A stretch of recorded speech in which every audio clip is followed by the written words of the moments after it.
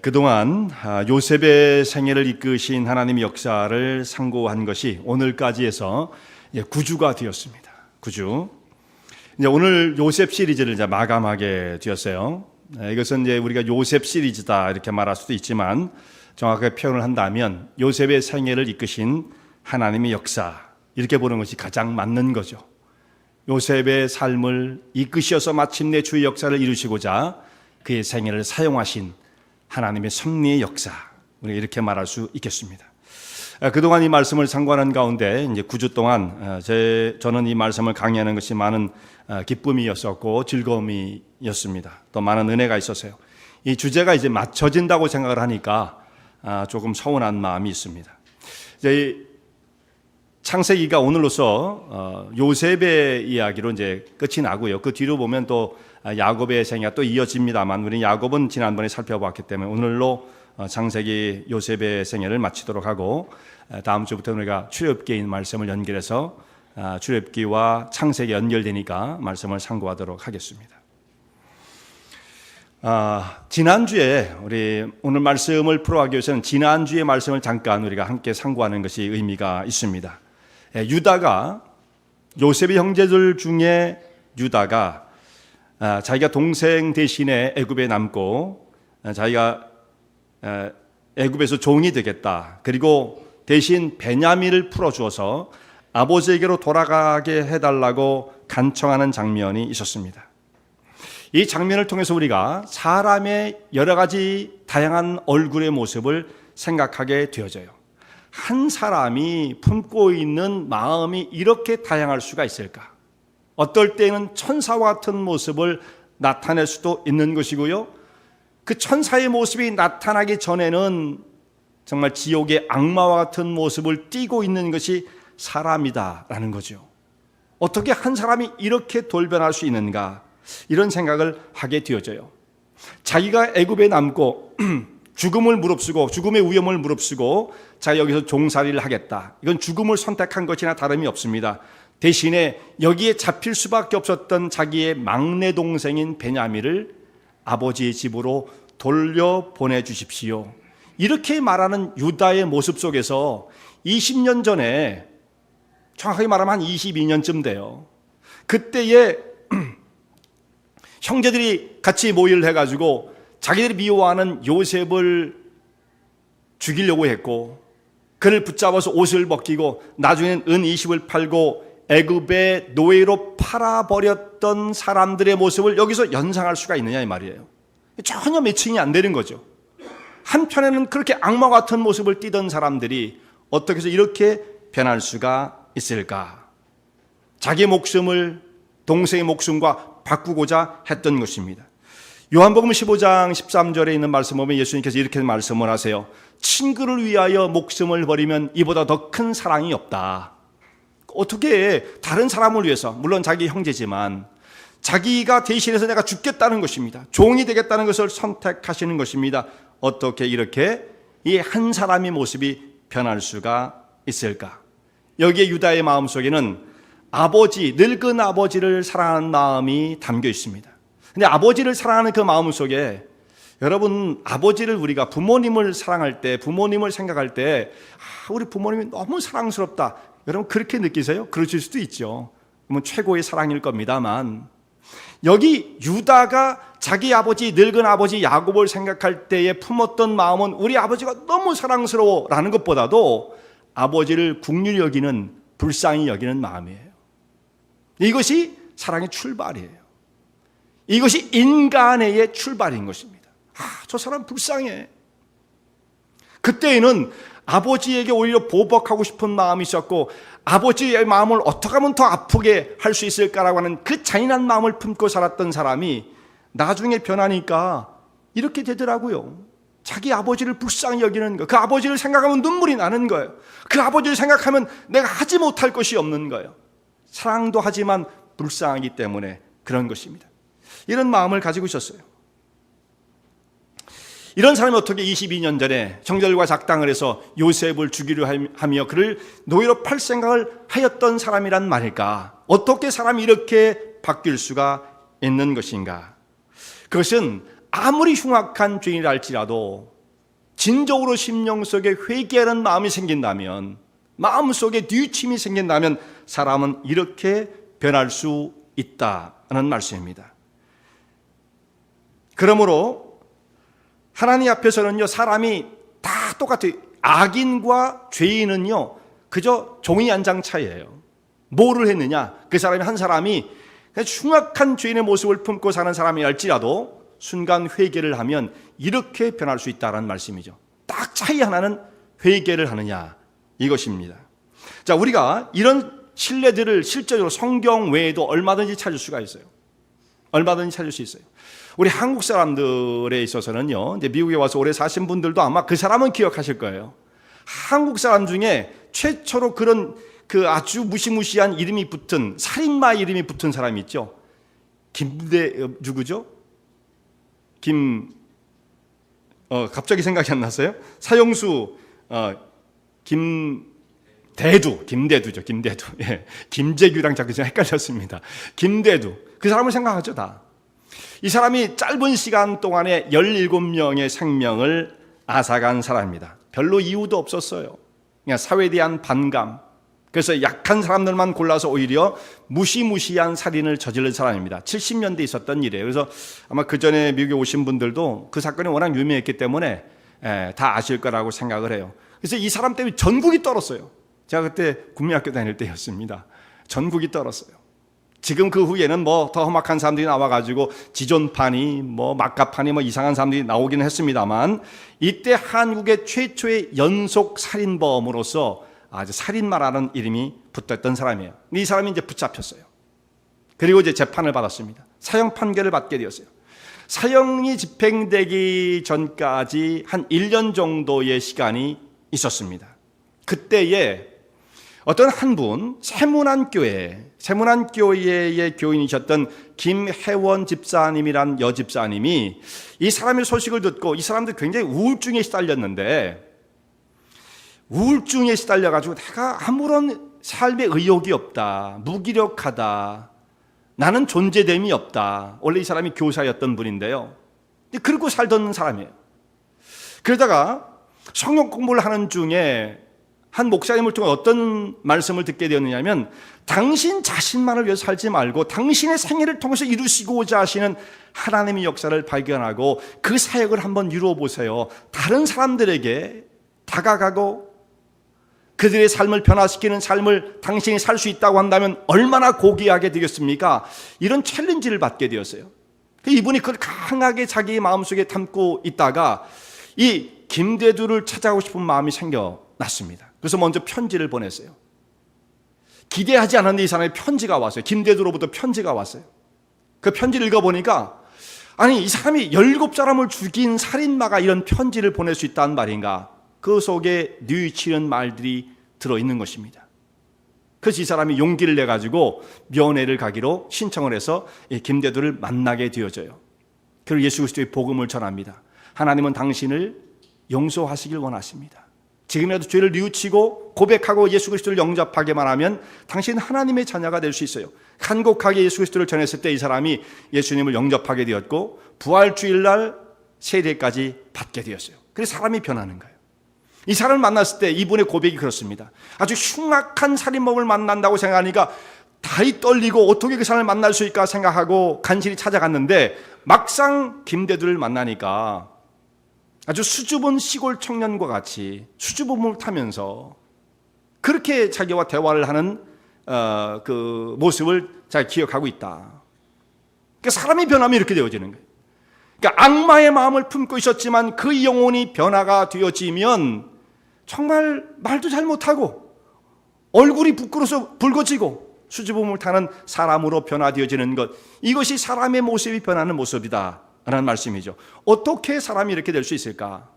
그래서 그 사람이 나중에 사형 집행을 받기 전까지 얼마 안 되는 짧은 기간이었지만 수감자들에게 복음을 전하고 200명 정도를 전도를 했다, 이런 말을 듣게 되어집니다. 잔혹한 살인마로 찍혔던 사람이 예수님을 믿고 하나님의 백성이 되어지고 회개하게 되어지면 그 심령이 이처럼 천사처럼 변하는 거예요. 이 사람 속에 어떻게 사람을 무자비하게 죽일 수 있는 그런 살인의 마음이 있을 수 있었단 말인가, 이런 생각을 하게 되어지는 거죠. 사람이 그런 것입니다. 그러니까 여러분, 사람은요, 이 두 가지로 우리가 나눌 수가 있는데, 너무 흑백으로 우리가 나누는 것처럼 보이긴 합니다만, 우리가 이렇게 나눌 수 있어요. 예수를 믿는 사람, 예수를 믿지 않는 불신의 사람, 뭐 그렇게 나눌 수 있지 않습니까? 근데 그것은 정당한 분류 방법은 아닌 것 같아요. 진짜 사람을 나눈다면 이렇게 나눌 수 있다고 생각합니다. 회개하는 사람, 회개하지 않는 사람. 회개한 적이 없는 사람, 영원히 안 할 것처럼 보이는 사람, 이런 사람은 정말로 변할 수가 없어요. 자기 스스로는 대단히 나는 정당해, 나는 의로와 빈틈이 없어, 내가 무슨 문제야, 이렇게 생각할지 모르지만 회개하지 않는 사람의 마음 속에는 그 속에 숨겨져 있는 악마의 근성이 있는 거예요. 하나님 앞에 철저하게 타락하고 부패한 인간의 영혼 속에 깃들어 있는 그 죄성이 사람을 이렇게 무자비하게 만드는 것입니다. 내가 칼을 들어서 누굴 죽이지 않았다 할지라도 이미 그 심령 속엔 살인의 마음을 품고 있을 수 있는 것이 우리의 무너진 흉악한 마음이란 말씀이죠. 근데 그런 사람도 하나님 앞에 자기를 뉘우치고 회개하면, 오늘 여기 유다의 변하는 모습처럼 20년 전에 자기 동생을 위해서 그렇게 살인의 마음을 품고 있던 자가 변화가 되었을 때에, 내가 이 동생을 위해서 내가 죽을지언정 아버지가 당하는 아픔을 저는 참을 수 없어요. 저를 잡아주세요. 저를 종으로 삼아주세요. 이렇게 목숨을 내놓겠다고 고백합니다. 이 형의 탄원을 듣고 있던 요셉이 얼마나 감동적이에요. 그 안 변할 것 같았던 그 형들이요, 결과적으로 그 마음이 돌처럼 굳었던 사람들이 와르르 무너져 내리면서 사람이 자기의 속에 있는 것들을 쏟아내고 변화된 모습을 나타냅니다. 이때 요셉이 이제 자기의 신분을 비로소 드러내게 되었습니다. 내가 죽으라는 것, 처음부터 형들을 알아봤지만 형들에겐 자기가 요셉이라는 것을 철저히 감추고 내색을 하지 않았습니다. 처음에 형들이 양식을 사러 왔을 때 딱 보니까 형들이 딱 찾아왔어요. 형들이라는 거 금방 알죠. 요셉은 처음부터 형들에게 보복하는 요구하는 마음을 품지를 않았어요. 그런 마음이 없었던 사람입니다. 노예로 끌려올 때에 형들의 미움을 받아서 신세가 전락되어서 노예가 되었을 때, 고생을 할 때 형들을 향해서 원한의 마음을 한 번쯤은 품어보지 않았을까? 우린 뭐 사람이라면 그럴 수 있지 않나요? 근데 왜 나한테 이럴까? 그런 마음을 생각할 수 있지 않았겠습니까마는 요셉은 형들을 원망하지 않았어요. 이제 정신을 차리고 형들에 대해서 미움과 증오를 품지 않았던 사람입니다. 그럼 우리 마음속에 누군가를 원망하고 미워하는 마음을 품으면 어떻게 되겠습니까? 내 영혼이 지옥의 상태가 되어지는 거예요. 눌림과 고통이 있습니다. 그래서 헤어나올 수 없는 좌절의 늪 속에 자기 자신을 빠뜨리는 거예요. 지금 누군가를 미워하고 원망의 마음이 내 심령 속에 있다고 한다면 아무리 예수님을 믿어도 그 사람은 정말 지옥의 권세, 그 세력 가운데 붙잡혀 있는 것이나 다름이 없는 거예요. 요셉은 하나님이 주신 거룩한 꿈을 품고 있었던 사람으로서 형들에게 그처럼 무자비한 취급을 당했지만 형들을 미워하지 않습니다. 처음부터 그런 마음을 품지 않았어요. 이런 증거가 분명히 나옵니다. 보디발의 집에서 노예 생활을 시작했을 때 요셉이 만약에 분노 원한을 마음에 품고 막 이렇게 뼈저린 사무친 이 보복의 마음을 품고 살았던 사람이라고 한다면 결코 보디발의 집에서 이렇게 살 수가 없어요.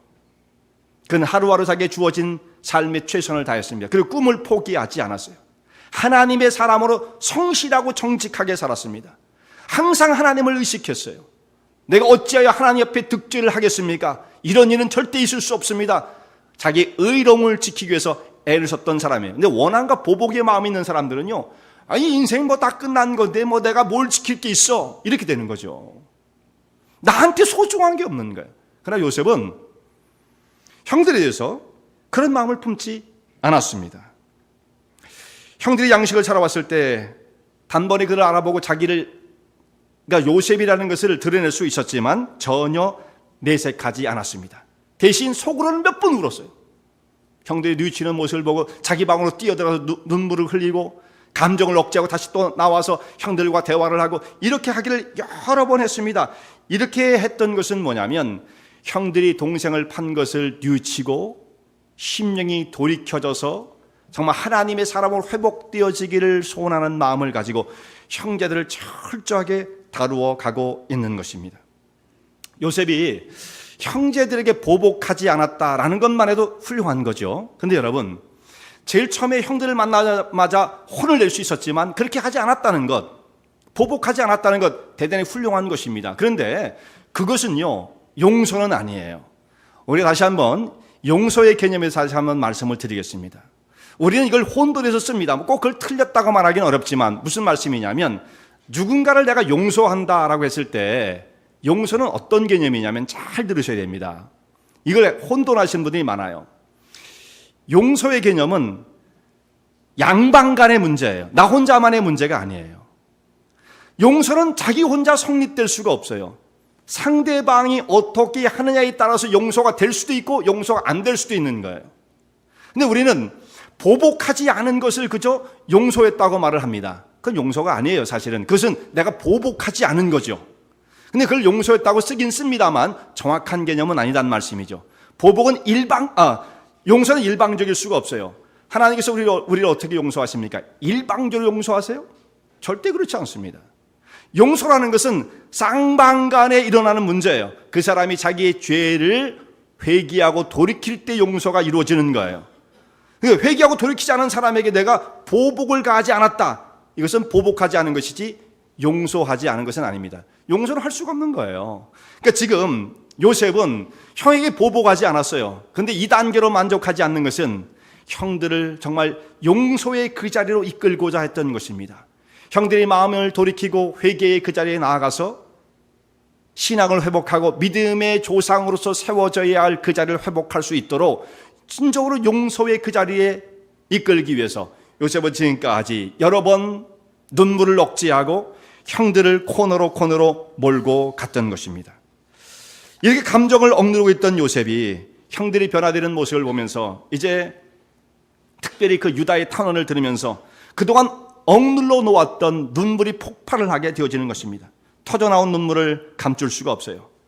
애굽의 총리가 되었던 사람이지만 그 사람이 자기의 지위고 이런 거 따질 때가 아니죠. 지금 참을 수 없는 눈물이 터져 나옵니다. 정말 형제를 향한 뜨거운 눈물을 흘리는 거예요. 왜 이렇게 울었을까요?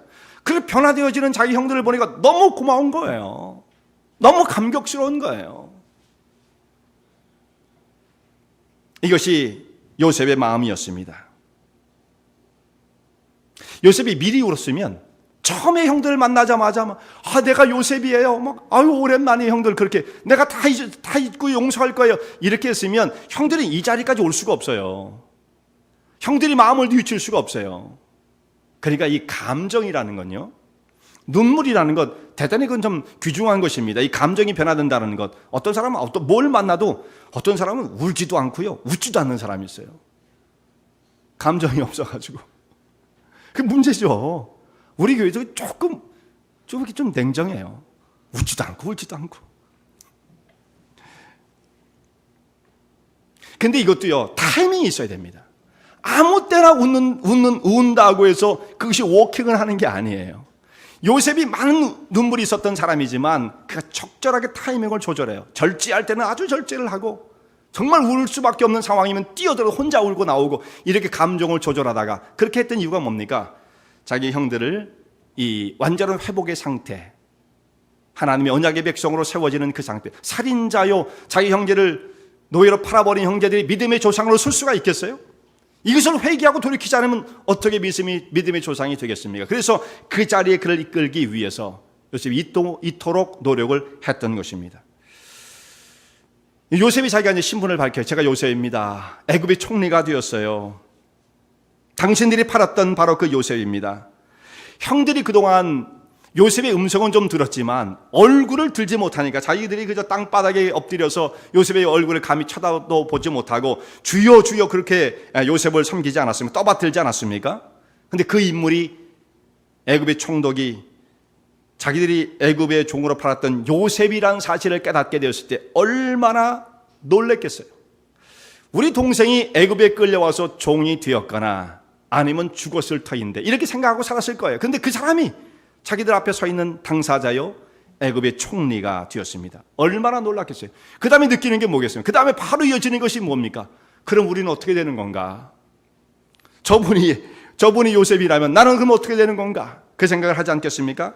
이때 근심과 걱정에 빠진 형들의 마음을 읽었던 요셉이 형들을 안심시킵니다. 이렇게 말을 합니다. 우리는 죽었구나라고 생각하는 형들에게 당신들은 나를 애굽에 판 것 때문에 걱정하지 마세요. 염려하지 마세요.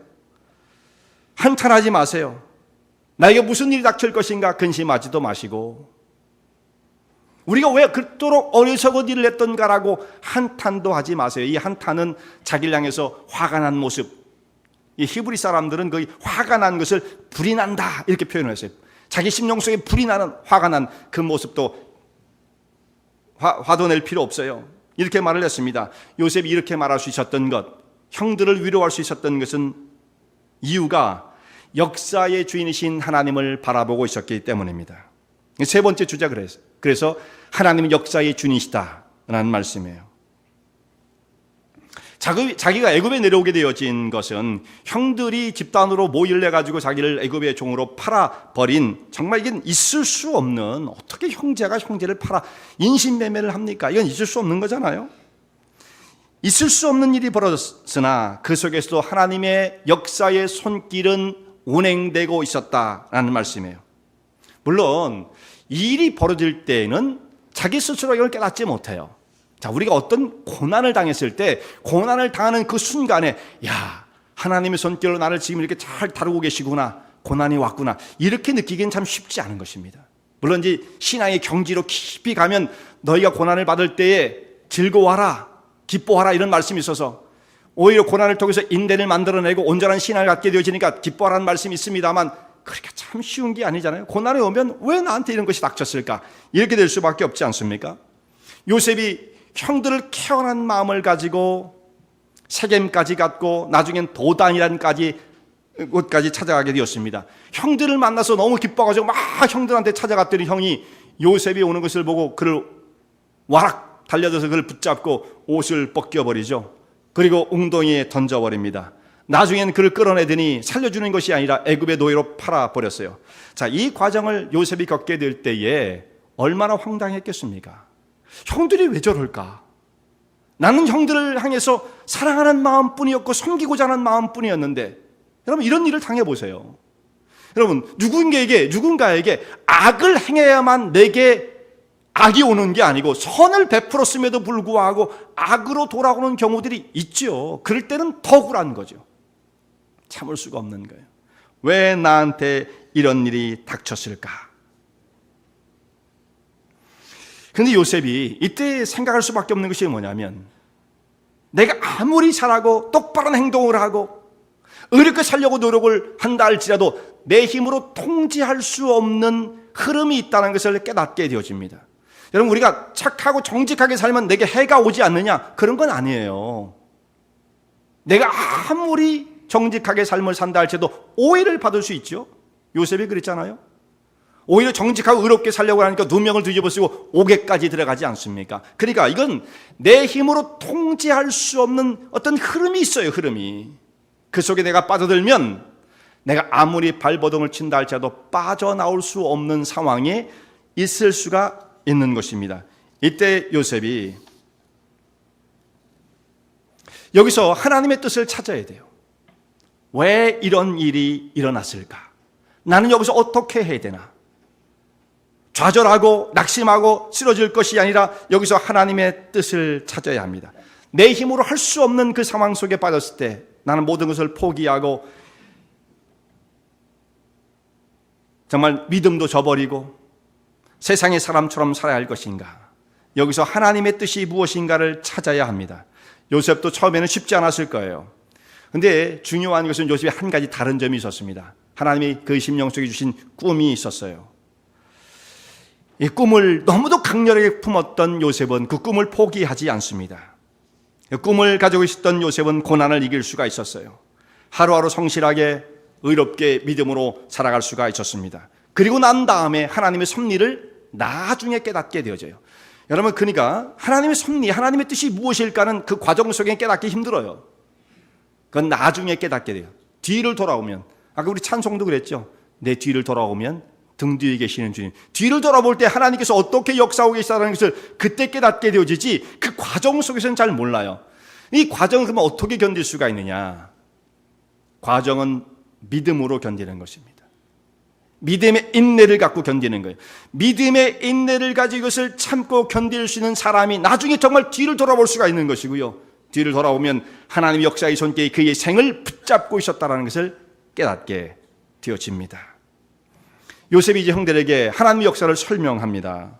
이곳으로 나를 보낸 것은 당신들이 아니에요.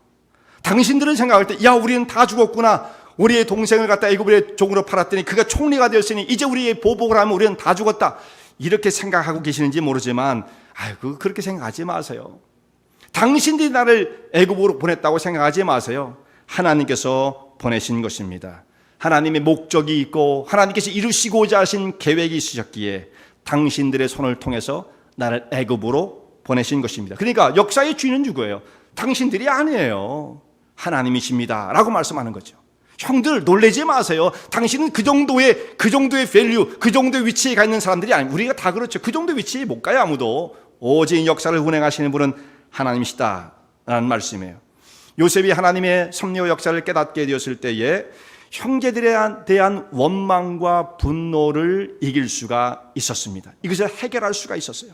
자, 인간적으로 이런 배신을 당했을 때는요, 이 사람이 그것이 지워지겠어요? 쉽게. 아유, 나 괜찮아. 난 마음이 넓어. 이런 분 계세요? 그러긴 쉽지 않습니다. 그리고 예수를 믿는 사람들 가운데 예수님이 용서를 하셨으니까 내가 용서를 해야 돼. 그런 마음을 품는 건 소중한 것입니다. 근데 이것은요, 마음을 품는다고 되는 것이 아닙니다. 거기에 능력이 있어야 돼요. 누군가를 용서한다는 것, 이 시련과 고통을 참고 견딜 수 있다는 것은 능력이 있어야만 가능해요. 이 능력이 어디서부터 오는 거예요? 요셉은 하나님의 풍성한 사랑과 섭리를 깊이 깨닫게 되었을 때에, 하나님의 긍휼을 체험하게 되었을 때에 다른 사람의 죄악과 허물을 용서할 수 있는 부요함이 생겨났던 거예요. 내가 부요하지 못하면 다른 사람을 용서할 수 없습니다. 내게 아무것도 없는데 뭘 가지고 용서를 하겠습니까? 능력이 안 따라주는데 어떻게 그것이 가능하겠습니까? 요셉이 특별해서라기보다도요, 그가 받은 하나님의 은혜가 특별했기 때문이에요. 주의 사랑과 섭리 속에서 나 같은 사람을 이렇게 이끄시고 내 생을 축복하시고 부욕해 하신 하나님을 만나게 되었을 때, 형들이 저질러 놓은 그 죄는 나 아무것도 아닌 거예요. 용서할 수 있어요, 얼마든지. 그들이 마음만 돌이킨다면 내가 보복하지 않을 수 있어요. 더 나아가서는 그들이 돌이킨다면 나는 감격적으로 그들을 끌어안아 줄 수 있어요. 이런 마음을 가지게 되었던 것입니다. 하나님의 사랑과 은혜가 심령을 가득히 채워 부욕해 된 사람이 다른 사람을 용서할 수가 있어요. 여러분, 하나님께서 우리를 어떻게 용서하십니까? 그건 하나님의 부요하심이에요. 부요하심. 우리 같은 사람이 뭐 이렇게 소중하다고, 나 같은 사람이 뭐 이렇게 소중하다고 나 같은 사람을 귀하게 여기시겠습니까? 그건 하나님의 부요하심이에요. 풍성한 하나님의 사랑과 은혜 속에 자기 아들까지 내어주시는 사랑을 베푸셨던 것, 이 하나님의 무한한 부요하심이에요. 하나님이 가난해 보세요. 마음이 조금 해보세요. 어떻게 용서를 하시겠습니까? 괘씸하다 이러고 사시겠죠. 근데 하나님께서는 그 마음이 누구와 비교할 수 없는 정말 하나님의 마음을 품고 죄인들을 용서하시는 것입니다. 이것이 하나님의 부요다는 말씀이죠. 끝으로 우리가 요셉의 생을 붙드시고 주장하셨던 하나님의 역사를 보면, 하나님은 합력의 선을 이루시는 분이시다라는 것입니다. 사람이 보기에는 지금 우리가 가고 있는 길이 답답하고 느려 보이고 이건 말이 안 되는 길처럼 보이고 왜 이렇게 이상한 일들이 나한테 생길까 할지 모르지만, 요셉이 그러지 않았겠습니까? 내가 꿈을 꾸었더니 말이야, 11달이 일어나서 내게 향해서 절을 하고 별이 내게 절하는 꿈을 꾸고 해와 달이 절하는 꿈을 꿨더니 그런 꿈은 실현될 생각을 하지 않고 어찌하여 내게 이런 시련이 닥쳐왔단 말인가, 이런 생각을 할 수 있지 않았겠습니까? 꿈과 너무나 반대의 상황으로 자기의 생이 흘러가고 있는 것을 바라보지 않았겠어요? 어떻게 된 건가 이게? 정말 혼란스러웠을 것입니다. 꿈과는 가장 먼 자리에 가 있는 것처럼 보여요. 그런데 하나님께서는 이루시는 일은 가장 그것이 빠른 지름길을 선택한 길이었습니다. 요셉의 꿈을 실현시키시기 위하여 가장 빠른 지름길을 선택하신 거예요. 우리 생각해 보세요. 요셉이 그가 뭐 똑똑하고 지혜롭고 성품도 참 좋은 사람이고 정말 훌륭한 사람이에요. 매력적인 사람입니다.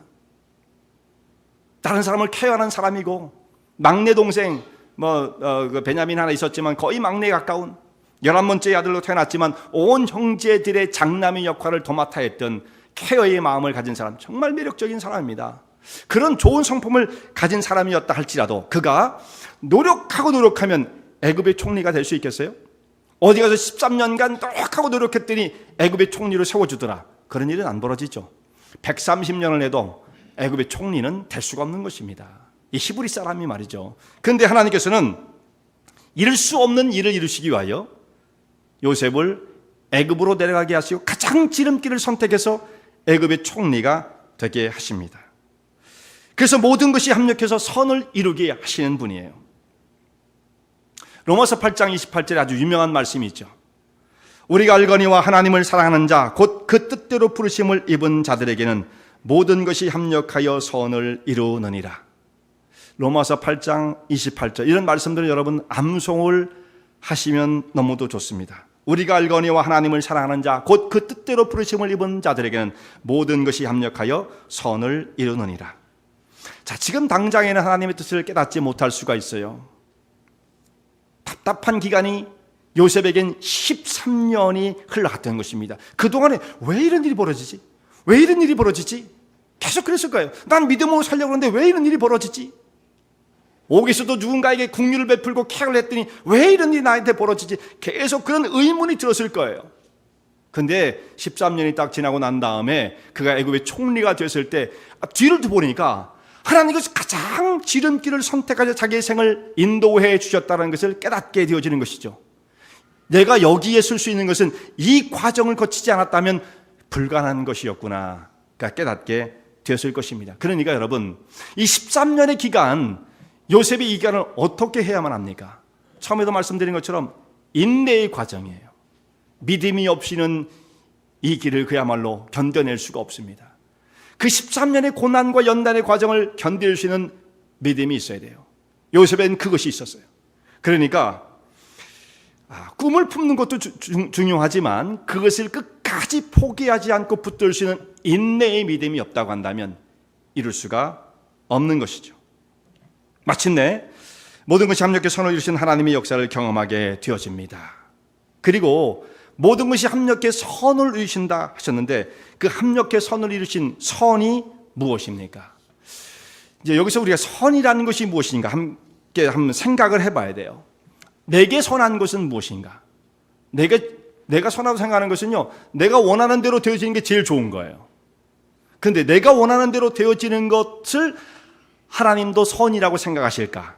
그렇지 않은 경우들이 대부분입니다. 다는 아니어도 많은 경우가 내가 좋아하는 것이 또 그것도 하나님이 원하시는 것이다. 그 아닌 경우들이 상당히 많은 거예요. 그러니까 이것은 그 부분이 일치해야 돼요. 하나님께서 선하다고 여기시는 것은 무엇인가? 그 말씀이요, 창세기 50장에 있어요. 여러분 창세기 한번 50장 마지막 장으로 가보시고요. 20절 말씀을 함께 한번 읽어보겠습니다. 이제 결론적인 말씀이에요. 50장 20절 함께 읽겠습니다. 시작. 당신들을 나를 해하려 하였으나 하나님은 그것을 선으로 바꾸사 오늘과 같이 만민의 생명을 구원하게 하시려 하셨나니. 아멘. 자, 당신들은 나를 해하려 하였으나, 이건 악이죠. 악을 행했어요. 그런데 하나님께서는 어떻게 했습니까? 그것을 선으로 바꿨어요. 근데 그 결과가 나옵니다. 그 선의 결과가 무엇인가? 하나님이 선하게 여기시는 것이 무엇인가? 오늘과 같이 만민의 생명을 구원하게 하려 하셨다. 그러니까 사람을 구원하는 일이에요. 사람을 구원하는 일.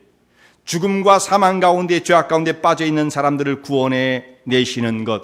이것이 하나님께서 품고 계시는 하나님의 선하신 계획이다 말씀이죠.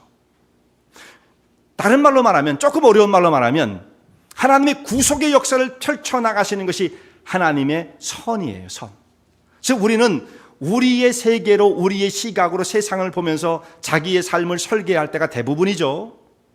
근데 하나님께서는 하나님이 원하시는 선하신 계획을 가지고 그 뜻을 펼쳐나가십니다. 이것이 뭐냐면 구속의 역사예요.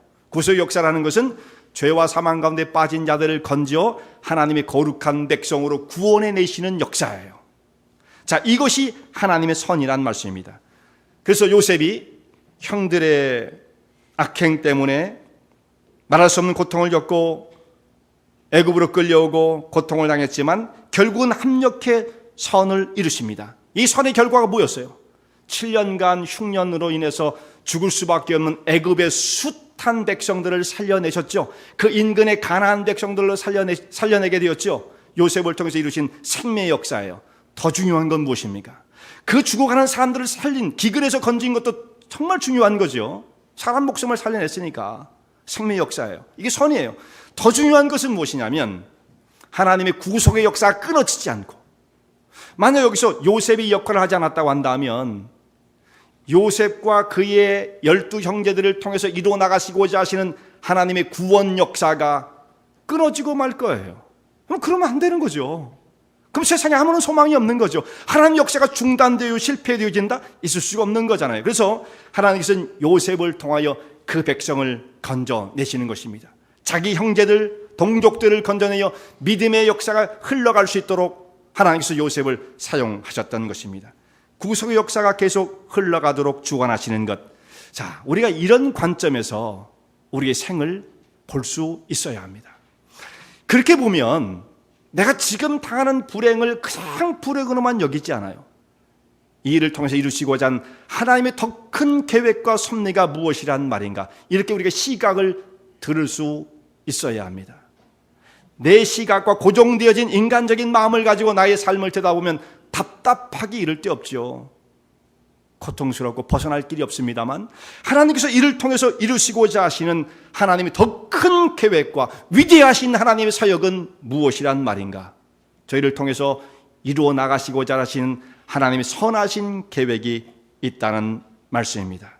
지금 잠시 잠깐 우리가 불행을 당하고 고통을 당하는 것처럼 보인다 할지라도 순간에 좌절하지 말아야 합니다. 왜냐하면 합력해 선을 이루신 하나님의 역사가 우리의 생을 붙들고 있기 때문입니다.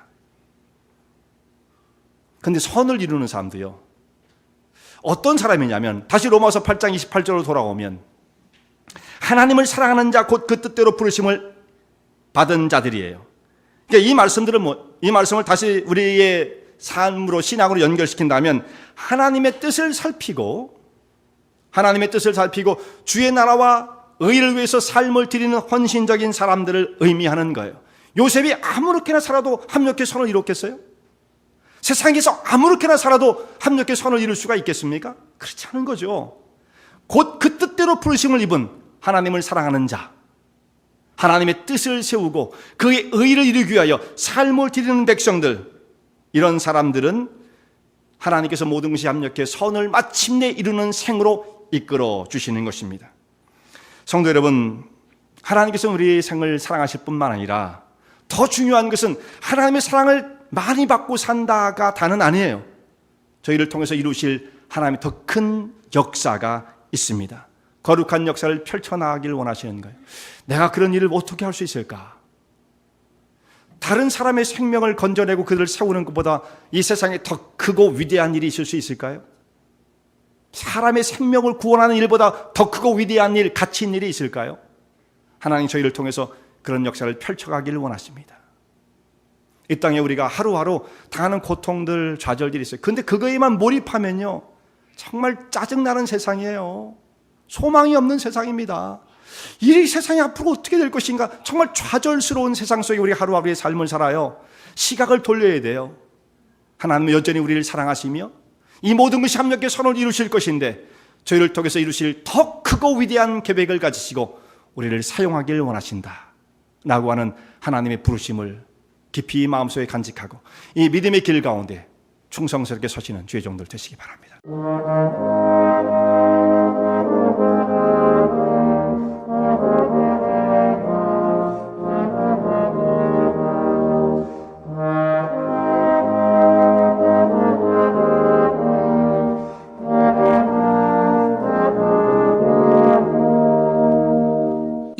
설교 말씀을 듣고 신앙 상담을 원하시는 분들은 847-962-4412번으로 전화 주시기 바라며 은혜와 진리 장로교회는 230 US 하이웨이 45번 인디언 크릭 일리노이 60061에 위치하고 있습니다. 주일 1부 예배가 아침 8시, 2부 예배가 11시에 있으며 새벽 기도가 매주 화요일부터 토요일까지 오전 6시에 있습니다.